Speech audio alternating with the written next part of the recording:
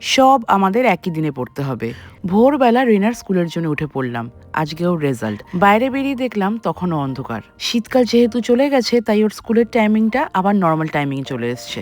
ভেবেও সত্যি এখন ভয় লাগছে যে আবার কতদিন পরে সেম ভোরবেলা যখন অন্ধকার থাকবে তখন ঘুম থেকে উঠে সমস্ত কিছু রেডি করতে হবে। কিন্তু এই যে এই পাবলিকগুলোকে দেখতে পাবো সেই আনন্দে আনন্দে ঠিকই চলে আসবো। আজ আবার বহুদিন পরে ওদের সাথে আমার দেখা। আজকের পরে আবার ছুটি পড়ে যাবে, তারপরে নতুন সেশন শুরু হবে। সত্যি সত্যি কি যে ভালো লেগেছে আজকে এদের সাথে সময় কাটাতে। মনে হচ্ছিল যেন এতদিন ধরে এটাই মিস করছিলাম। গল্প আড্ডা মারতে না মারতে রেনাদের ছুটির টাইমও চলে এলো। যেহেতু এতদিন পর বন্ধুদের সাথে আমাদের দেখা, তাই আমাদের গল্প যেন ফুরাচ্ছে না।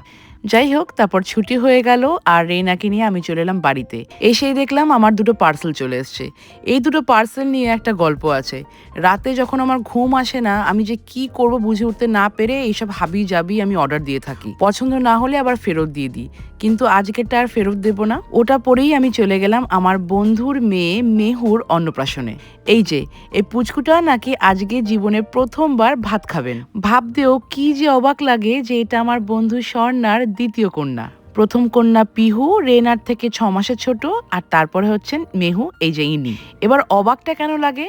অবাক লাগে হচ্ছে স্বর্ণা হচ্ছে আমাদের সমস্ত বন্ধুদের মধ্যে সব থেকে ছোট।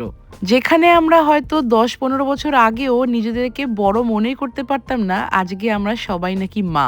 বাচ্চা ছাড়া আমাদের কোনো কথাই নেই মুখে। ওদের বাড়িতেও একটা ছোট্ট চারপেও বাচ্চা আছে, নাম হচ্ছে পোকো। কাকে ছেড়ে যে কাকে ধরবো বুঝতে পারছি না। একদিকে পিহু, আর একদিকে মেহু, আর একদিকে পোকো। ওদের বাড়িতে আরো একটা বাচ্চা আছে, স্বর্ণার জায়ের ছেলে। মানে অল টুগেদার বাড়িতে 4টে নাকি বাচ্চা, ভাবা যায়। এদিকে আবার রেনা পোকোকে পেয়ে কোনো দিকেই তাকাচ্ছে না, ওর পাশেই বসে আছে, ওকে নিয়েই খেলাধুলো করছে।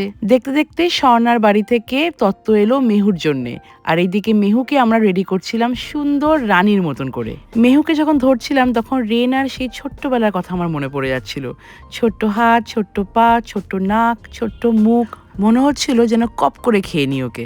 গা থেকে এত সুন্দর গন্ধ বেরোচ্ছিল। আচ্ছা, আমার মতন কোন কোন পাবলিক আছো যারা বাচ্চাদের গলার গন্ধ শুকতে খুব পছন্দ করো? আমার তো ওদের গায়ের গন্ধ, গলার গন্ধ উফ, পাগল করে দেয়। একদিকে যখন মেহু ভাত খাওয়া হয়ে গেছে তখন আমরা চলে এলাম আমাদের খাবার খেতে। প্রত্যেকটি খাবার খেতে দুর্দান্ত ছিল, কিন্তু এই যে এই একটা জিনিস আমি মোটেই একে কাবু করতে পারি না, খেতেই পারি না কোনো নেমন্তন্ন বাড়িতে গেলে। আমার মনে হয় 2 হাত লাগাতে পারলে ভালো হয়। কেন যে এটাকে মানুষ খুলে কেটে কুটে দেয় না কে জানে।